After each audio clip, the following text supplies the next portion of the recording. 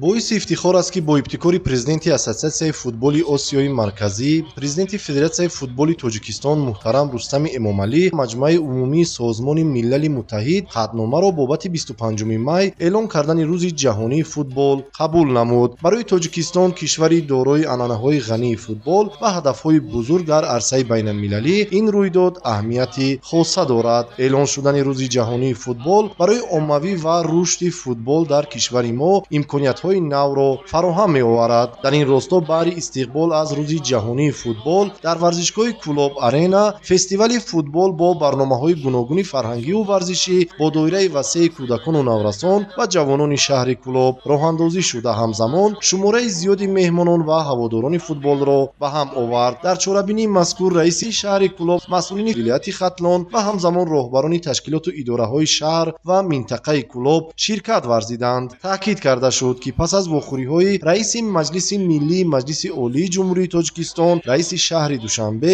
президенти Федератсияи футболи Тоҷикистон муҳтарам Рустами Эмомалӣ бо аҳли ҷомеаи футболи кишвар, ки солҳои 2023 ва 2025 баргузор гардиданд, раванди рушди инфрасохтори футбол дар тамоми мамлакат, алалхусус дар шаҳру ноҳияҳои минтақаи Клуб низ такони ҷиддӣ гирифт. Дар идомаи ҳамоиш дастпарварони муассисаи давлатии Мактаби варзишии шаҳр ва минтақаи Клуб бо роҳбарии мураббиён дар назди ҳамагон ҳунару истеъдоди худро намоиш дода, зиёда аз 200 нафар наврасон аз ҷониби масъулини чорабинӣ бо лавозимот ва сару либоси варзишӣ таъмин гардида, баъри ҳозирин барномаи фарҳангӣ бо иштироки ҳунармандони шаҳри Клуб, клуби футболи Равшан пешкаш гардид, ки ин ҳамоиш дербоз дар хотири иштирокдорон нақш мебандад.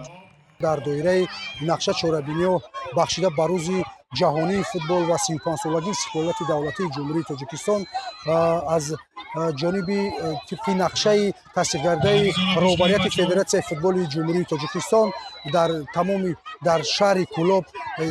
фестивали бошукӯҳи футбол баргузор гардид, ки албатта ин барои хушнудии наврасону ҷавонон ва инчунин ҷалби бештари онҳо ба варзиш ва хусус ба ин риштаи варзиш мебошад.